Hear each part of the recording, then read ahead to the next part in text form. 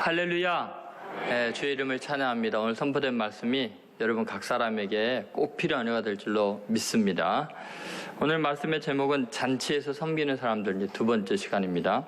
특별히 죽었다 살아난 거듭남에 대해서 나사로에 대한 이야기를 하려고 합니다. 지난 시간에 우리가 마르다의 헌신, 이게 섬김 자체가 예수님의 아주 본질적인 사역이었다는 이야기를 했습니다. 잔치에서 일을 보고 누군가를 섬기는 이것이 예수님 이 땅에 섬기러 오셨다.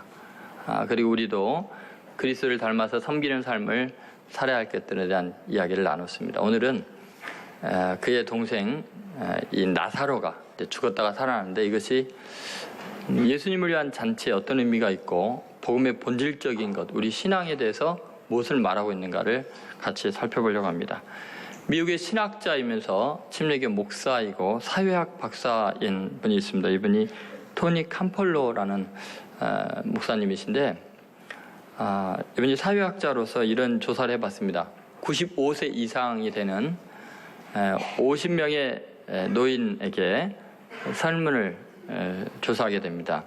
만약에 당신이 다시 태어난다면 어떤 식의 삶을 살기를 원하십니까? 가장 중요한 것이 뭡니까? 라고 했을 때 그 첫 번째 가장 많이 나온 대답이 이런 거였습니다. 날마다 반성하는 삶을 살겠다. 날마다 반성하는 삶을 살겠다.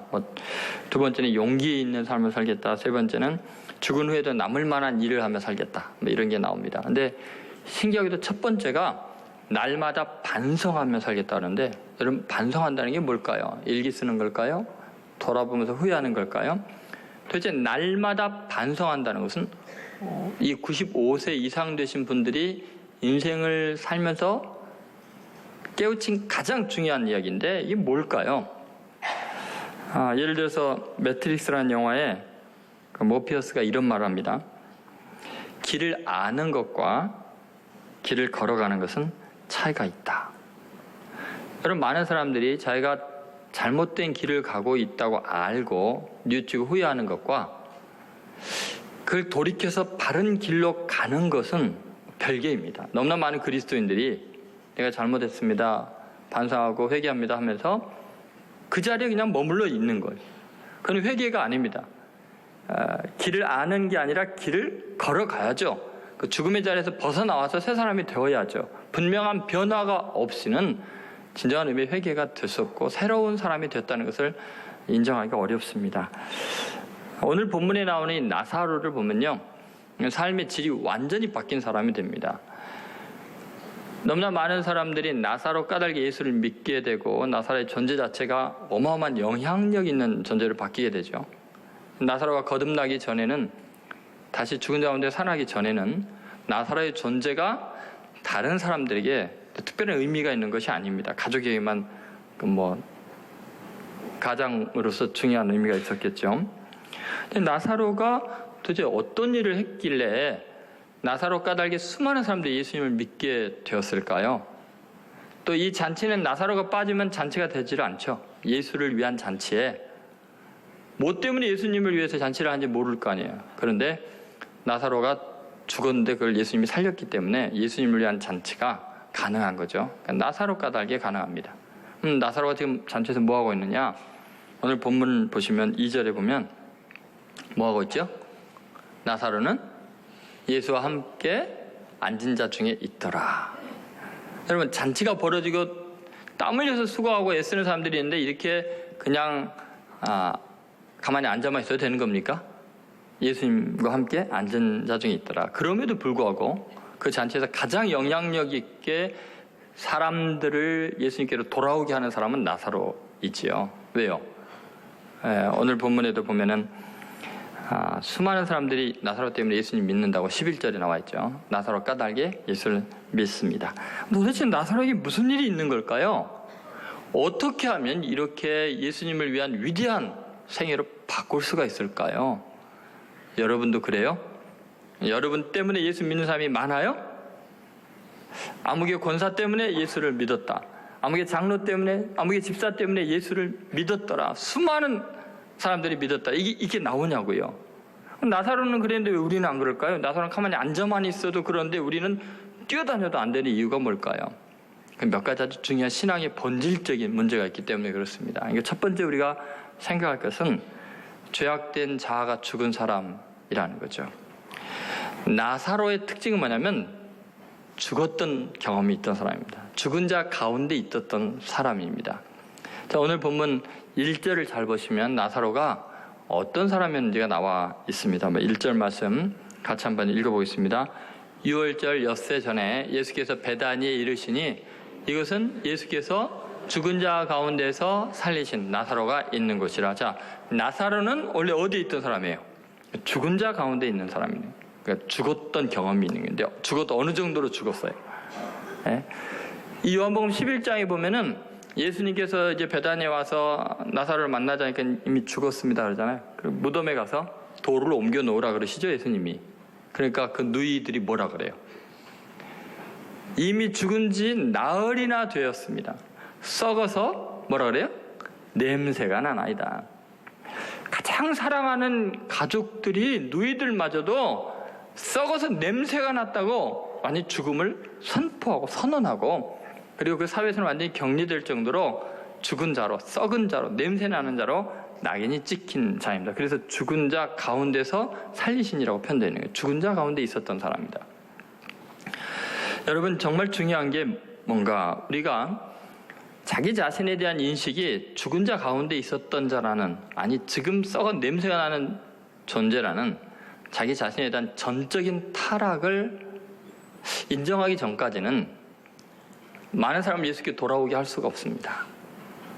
결국은 자기에게 의와 자기에게 옳은 것과 남과 수준이 다른 뭔가를 아직도 붙잡고 있거나 그렇게 인식하고 있는 한은 사람을 예수께로 인도하는 게 아니라 지독한 이기적인 발상으로 자기를 우상화하고 자기를 내세울 수밖에 없습니다. 그래서 기독교의 첫 출발점은 자기가 죄인이라는 걸 인정해야 되죠. 현저한 죄인, 아주 일말의 가능성도 없는 철저히 타락한 인간성, 머리끝부터 발끝까지 죄악으로 가득한 존재, 본인의 자력으로는, 노력으로는, 깨달음으로는 어떠한 수고와 종교적인 행위로도 나는 구원받을 수 없는 썩어서 냄새가 나는 인간이다, 나도 알고 남도 안다라는 그 지경까지 가지 않으면요 절대로 예수님 믿을 수 없습니다. 아무리 예수님을 이름을 불러도 그것은 하나의 액세서리에 불과하죠. 자기의 구주가 되지 못합니다. 왜냐하면 내 능력과 내 힘으로 구원받을 가능성이 있는데 예수님이 왜 구주가 되겠어요? 자존심 상하게. 결국은 자신에 대해서 완전한 타락을 인정하는 길밖에는 구원받을 길이 없습니다. 그래서 로마서 3장에 보면요, 3장 10절에 그렇게 나오잖아요. 의인은 없나니 하나도 없다 그러는데, 그 왜 의인이 없다 그러냐, 그 앞구절들에 보면요 인간은 목구멍이 열린 무덤과 같다 그래요. 혀에는 독사의 독이 가득하고 그 발은 피 흘리는데 빠르고. 여러분, 인간이라는 게 권력이 있으면 권력이 있는 대로 더 큰 악을 행하고요, 돈이 있으면 돈이 있기 때문에 더 큰 죄악을 범하고요, 지식이 있으면 그 지식 갖고 더 간사하게 못된 짓을 합니다. 인간의 그 죄성이라는 거, 그 심각성이라는 것은 우리가 생각하는 것보다 훨씬 심각합니다. 그래서 만물 중에 심히 부패한 것이 사람의 마음이라고 했는데, 누가 이를 알리오 이렇게 이야기해요. 누가 그걸 알겠냐? 워낙 그 위장을 잘하니까. 그것이 종교적인 자기 어떤 행위들과 도덕적인 어떤 삶을 사는 것과 깨달음 뭐 이런 걸 통해서 인간은 자기 죄를 막 덮어두고 있는 거죠. 그래서 무덤처럼 잘 회칠해 놓으면, 잘 띠를 입혀 놓으면 그 속에 썩은 냄새가 안 나니까 가릴 수 있다고 생각한 거죠. 그런데 여러분, 우리가 죄에 대해서 얼마나 치명적인 약점을 지니고 있는 존재인지, 희망이 없는 존재인지를 인정해야 합니다. 민수기 32장 23절에 굉장히 중요한 말씀이 있습니다. 한번 같이 읽어보겠습니다. 너희가 만일 그같이 아니하면 여호와께 범죄하미니 너희 죄가 반드시 너희를 찾아낼 줄을 알라. 여러분, 우리는 우리의 죄를 감추려고 하잖아요. 내가 굉장히 능력 있고 유능하고 쓸모있는 사람이라 생각하면 죄가 우리를 찾아낸다는 거예요. 죄가 우리를 찾아내요. 우리의 본 모습을 들춰내버린다는 거예요. 여러분 최근에 일어난 일들 한번 생각해 보세요. 그렇게 위험 있고 권위가 있는 것 같아도, 또 그렇게 돈이 많고 모든 나라를 흔들 것 같은 자리에 있는 사람인 것 같아도요, 죄가 찾아옵니다. 죄가 찾아와서 들추어 내버립니다. 그렇기 때문에 죄를 피할 수 있는 방법은 우리가 죄인이라는 걸 고백하고 죄를 버리는 길밖에 없습니다. 그렇지 않으면 죄인이 아닌 것처럼 하면 죄가 끝까지 추적하는데, 어떻게 이렇게 졸지에 망하게 됐는가, 어떻게 이렇게 졸지에 사람이 초라해지는가 하고 느낄 정도로 죄가 찾아와서 사람을 폭로시키거든요. 그래서 제일 좋은 방법은 잠언 28장 13절에 나와 있습니다. 죄를 어떻게 처리해야 될지 같이 읽습니다. 자기의 죄를 숨기는 자는 형통하지 못하나 죄를 잡아오고 버리는 자는 불쌍히 여김을 받으리라. 여러분, 죄인이라는 거에는 모든 인류가 공통이에요. 누구나 마찬가지인데, 둘 중에 하나입니다. 죄를 숨겨서 나중에 죄가 찾아와서 폭로시키거나, 아니면 죄를 잡아가고 내가 죄인인 걸 정말 많잖아 인정을 하고 고백을 하고 그 죄를 버리면 불쌍히 여김을 받는 거예요. 동정이 있는. 그러나 죄가 찾아와서 자기를 폭로하면 불쌍히 여김 못 받습니다. 버림을 받습니다. 근데 내가 내 죄를 잡아가고 버리면 모든 사람에게나 자신의 하나님께 불쌍히 여김을 받고 구원의 가능성이 있는 줄로 믿습니다. 자, 여기 앉아있는 여러분들은 어때요? 스스로 자기가 죄인인 걸 잡아가십니까? 그 죄를 인정하십니까?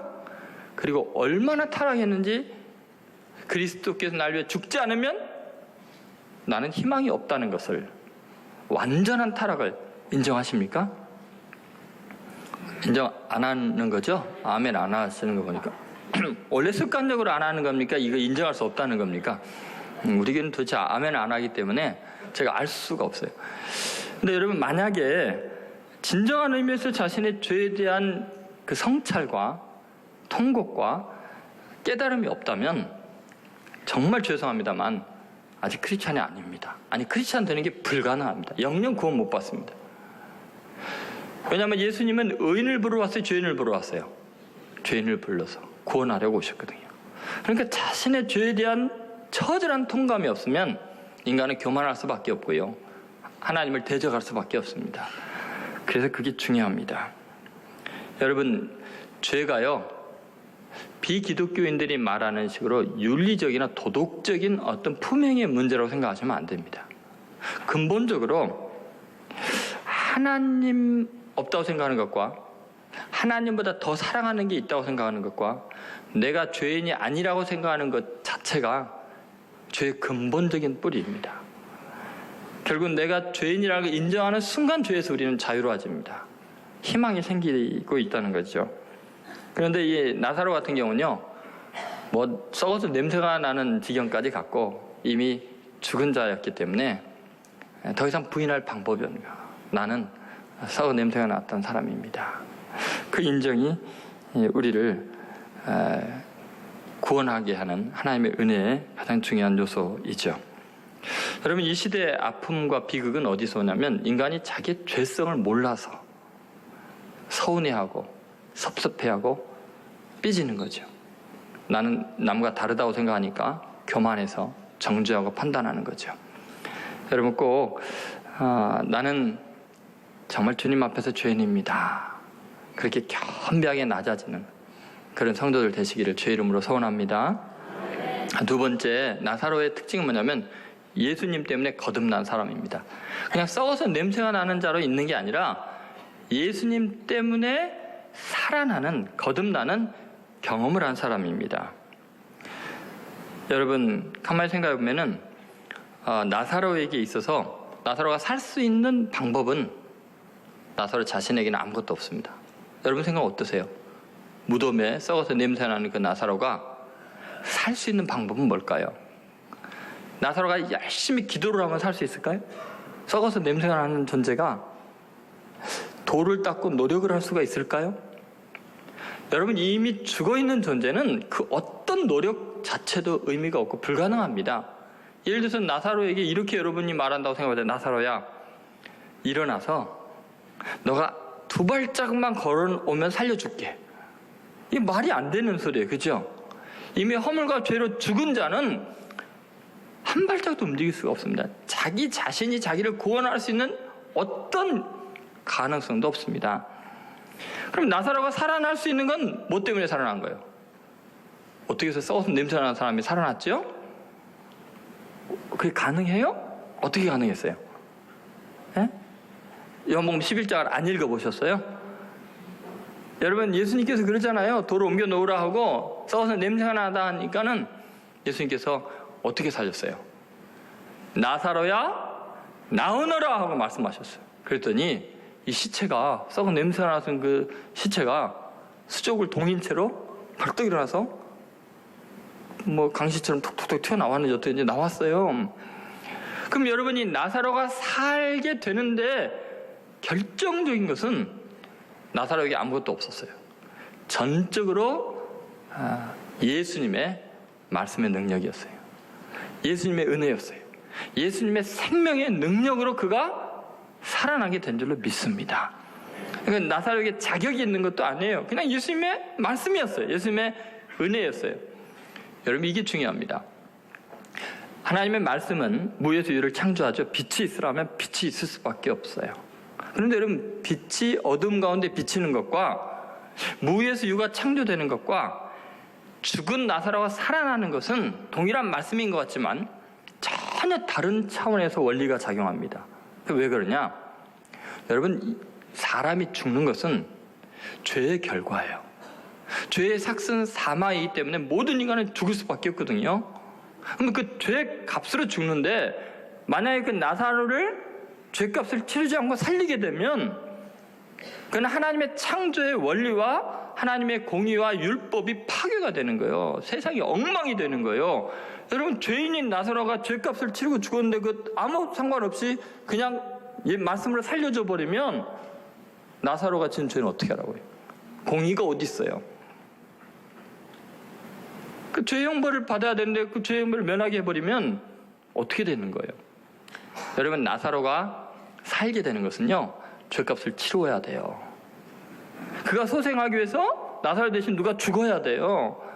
그것이 7절에 나와 있어요. 7절 한번 같이 읽어보겠습니다. 7절 같이 읽겠습니다. 시작. 예수께서 이르시되 그를 가만두어 나의 장례할 날을 위하여 그것을 간직하게 하라. 여러분, 지금 예수를 위한 잔치가 벌어지고 있는데 예수님은 뭐라 그러세요? 나를 위해서 뭐 하라고요? 장례할 나를 위하여. 여러분, 지금 잔치가 벌어지고 예수님 축하하고 대단하십니다 하는데 예수님은 그 향유가 진동하는 잔치 속에서 자기 죽음을 생각하고 있어요. 왜 죽음을 생각할까요? 왜 예수님은 축제가 벌어지고 있는 자리에서 죽을 생각을 하고 있을까요? 왜 그래요?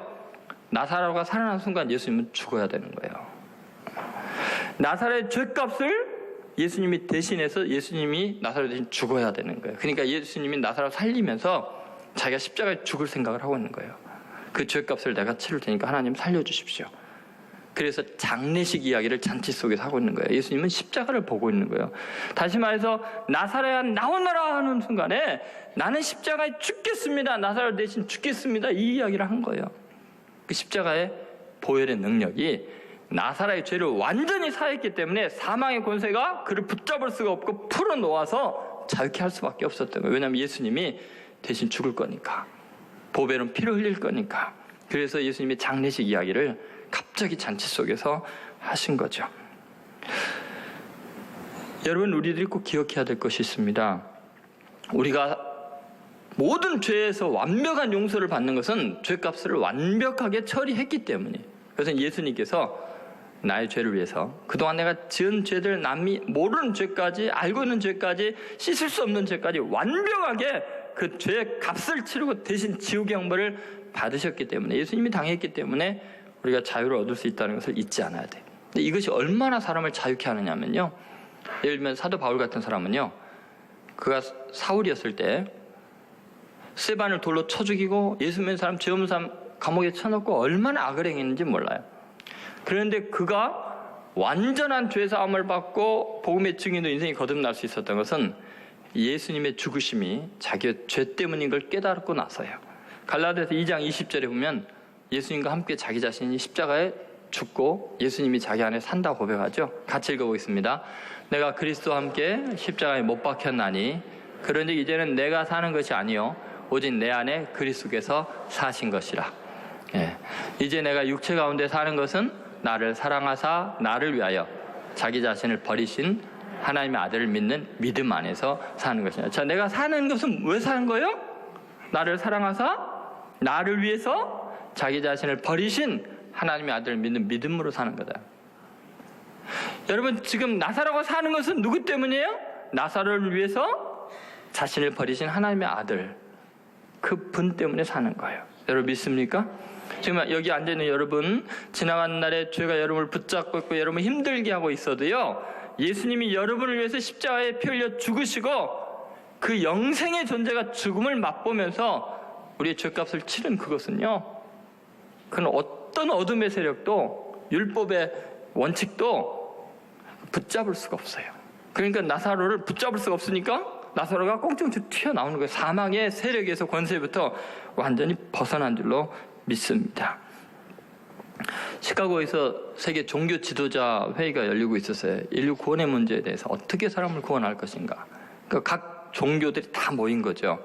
근데 그 회의장이 엉망이 돼버렸어요. 왜냐하면 한 이상한 여자가 나타나가지고 소리 지르고 그러는 거죠. 그게 뭐냐면 내 더러운 피가 깨끗해질 수 있습니까? 하고 소리 지르면서 절규를 하는 거예요. 나중에 알고 보니까 이 여자가 자기가 낳은 갓난 아기를 방치해갖고 얼어 죽게 한 거예요. 그런데 자기 아버지도 살인을 해서 지금 감옥에 있는 거예요. 아버지도 살인자고 자기도 살인자고 자기 피가 너무너무나 죄악이 커서 지속된 그 죄의 굴레를 벗어날 수가 없고 죄책감에 너무 시달리니까 전 세계 종교 지도자들이 인류를 구원하는 문제에 토론한다고 모여 있으니까 거기서 누군가가 살 길을 좀 제시해달라고 울부짖는데 웬 이상한 여자가 회의 방해한다고 자꾸 쫓아내니까 자기네 살 길을, 지네들이 하는 그 일을 지금 구원을 얻기 위해서 왔는데 왜 자기는 문전박대하냐고 내 더러운 피가 깨끗해지는 방법을 좀 알려다고 소리 치는 거예요. 사람들은 이 여자가 방해만 한다고 생각하겠죠. 그럴 때 조셉 쿵 목사님이 기독교 대표로 오신 분 중에 한 분이었는데 그분이 그녀에게 다가왔어요. 그리고 그녀를 붙들고 사랑하는 눈빛으로 이렇게 이야기했어요. 내 말 잘 들으세요. 하나님의 아들 예수 그리스도의 피가 당신의 모든 죄에서 깨끗하게 씻어주실 것입니다. 여러분, 어떤 종교도요, 우리의 죄 문제를 우리 스스로 해결하라 그래요. 근데 썩어서 냄새가 나는 죽은 시체가 어떻게 죄 문제를 해결해요? 예수님께서 우리 대신 죄값을 치르고 우리를 단번에 영원히 죄에서 깨끗게 하신 줄로 믿습니다. 요한일서 1장 7절에 이런 말씀이 있습니다. 같이 읽어보겠습니다. 그가 빛 가운데 계신 것 같이 우리도 빛 가운데 행하면 우리가 서로 사귐이 있고 그 아들 예수의 피가 우리를 모든 죄에서 깨끗하게 하실 것이에요. 어디에서요? 모든 죄에서. 예수의 피가 우리를 모든 죄에서 깨끗하게 하실 줄로 믿습니다. 그러니까 여러분, 이제 죄책감에 시달리거나 자신을 용납 못할 때 그리스도의 보혈의 피를 외치세요. 주의 보혈 능력 있는 줄로 믿습니다.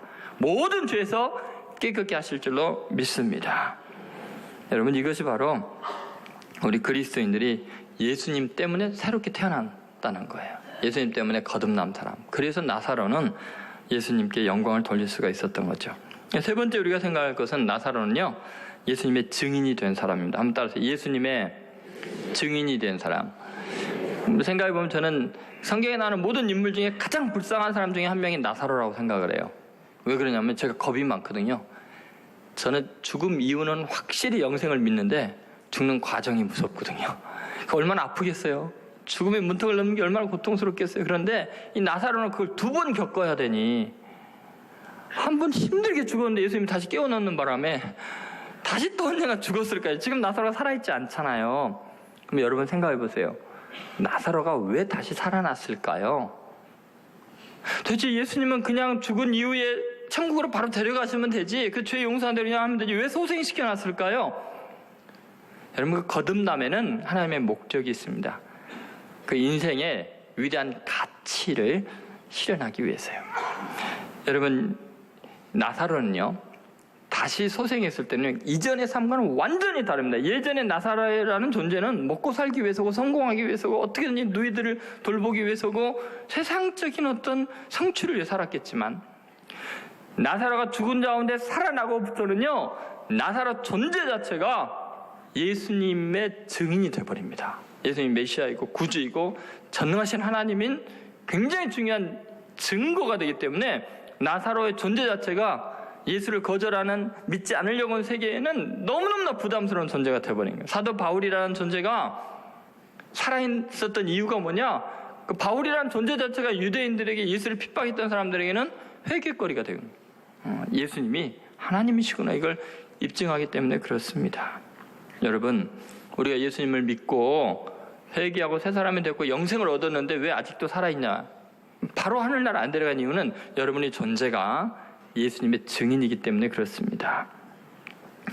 여러분, 구절을 한번 보세요. 나사로가 왜 살아있는지 우리가 알 수 있습니다. 같이 읽어보겠습니다. 유대인의 큰 무리가 예수께서 여기 계신 줄 알고 오니 이는 예수만 보기 위함이 아니요 죽은 자 가운데 살리신 나사로도 보려 함이니라. 여러분, 믿습니까? 누구 보러 왔다고요? 예수님만 볼 뿐만 아니라 나사로도 보려고. 저는 우리 교회 그런 사람 많기를 바라요. 분명히 세상에 유명한 죄인이고 자기가 죄인이라고 고백을 했는데 너무너무 신기하게 삶이 변화되어서 거룩해져서, 신천교회 오면 예수님만 만날 뿐만 아니라 아무개 장로도 만나고 아무개 목사도 만나고 아무개 권사 집사 만나러 신천교회 가봐야겠다. 정말 하나님이 살아계신 분이면 예수님이 능력의 주이시고 구주이신 것을 입증하는 그 집사 좀 만나러 가야겠다. 그러면 좋겠어요. 그래야 되는 거 아니에요? 나사로과 다르게 나사로 보려고 사람들이 몰려오고 있는 거예요. 교회 부흥은 그런 거예요. 내가 어떤 일을 해서 내가 훌륭한 삶을 살아서가 아니라 그냥 내가 죽은 자로 고백하고 죄인이라고 고백하고 예수님 은혜만 고백하고 예수님 옆에 앉아만 있어도 사람들이 몰려오게 되어 있어요. 어떤 종교적인 행위와 의식과 형식이 문제가 아니에요. 내가 거듭나면 교회는 부흥하게 돼 있어요. 10절 보세요. 얼마나 나사로의 존재가 놀라워졌는지 같이 읽겠습니다. 대제사장들이 나사로까지 죽이려고 모여하니, 자, 나사로까지라는 말은 누구도 죽이려는 거예요. 예수도 죽이는데 누구도 같이 죽이자는 거예요. 나사로도 죽이자는 거예요. 그러면 나사로의 삶과 나사로의 죽음은 예수님과 하나가 되어버린 거예요. 그죠? 이제 내가 사는 것이 아니라 내 안에 예수님이 사는 삶이 된 거예요. 예수님과 운명 공동체가 되는 거예요. 내가 지금 살아가는 것은 예수님이 대우받는 것과 똑같이 돼요. 그리스도인들은 세상이 예수님을 어떻게 대하느냐를 그리스도인을 대하는 태도가 달라지는 거예요. 여러분, 존재는 예수님과 함께하는 삶이에요. 그래서 예수님 곁에 누가 앉아 있었던 거예요? 나사로가 함께 앉아 있는 거예요. 예수님과 운명이 같으니까 그래요. 여러분도 그래요? 여러분, 직장에서 예수님과 동일한 운명에 놓여 있어요? 주일이면 직장에서 모이는 중요한 것에 안 가고 이 자리에 와서 예수님처럼 핍박을 받고 있나요? 예수님과 운명 공동체가 된 거죠. 세 번째로 한번 잘 보세요. 11절 보세요. 같이 읽겠습니다. 11절. 나사로 때문에 많은 유대인이 가서 예수를 믿음이로라. 누구 까닭이에요? 나사로 까닭에. 그럼 여러분, 이게 얼마나 놀라운 이야기예요. 예전엔 나사로는 썩은 냄새가 나는 인간이었는데 이제는 예수님의 향기가 나는 거예요. 나사로 까닭에 예수를 믿으니라. 이 변화의 폭이 얼마나 강렬합니까? 여러분은 거듭난 사람인 걸 믿습니까?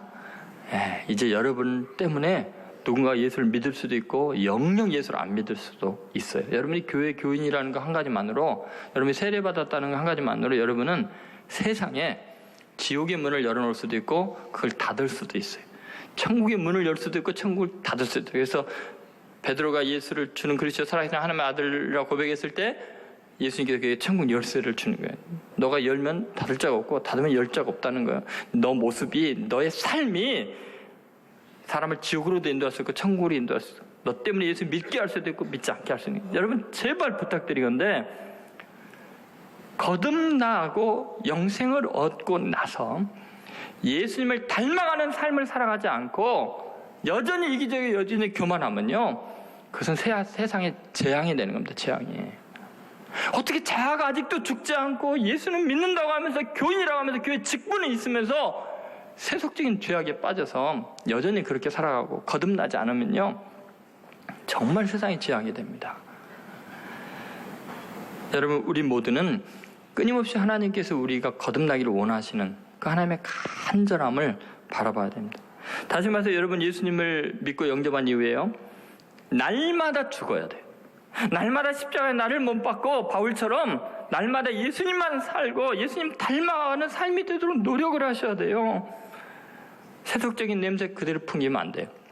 여러분, 세속의 냄새가 벗어졌다는 게 종교적인 거룩한 표정을 짓고 경건한 의식을 행하는 게 여러분 거듭났다 생각하면 큰 오해입니다. 그 속에 또 다른 자기 의와 교만함이 있으면 그게 세속이에요. 그건 극도로 타락한 사람이나 극도로 종교적인 형식주의에 자기 의에 사로잡힌 사람이나 별반 다른 게 없어요. 똑같아요. 하나님 보시기에 이게 얼마나 큰 죄악입니까? 제사장과 바리새인과 서기관들이 예수님을 십자가에 못 박아 죽이잖아요. 가장 종교적인 사람이. 세리와 창기와 다를 바가 뭐가 있습니까? 회개하고 날마다 예수님 닮아가려고 노력을 하셔야 돼요. 그것이 주님이 우리에게 바라시는 것입니다. 여러분, 꼭 오늘 이제 시간이 많이 가서 제가 더 깊은 말씀을 안 나누겠습니다만, 지금 이 시대의 구원은요, 그리스도인들이 진정으로 변화되는 길밖에 없습니다.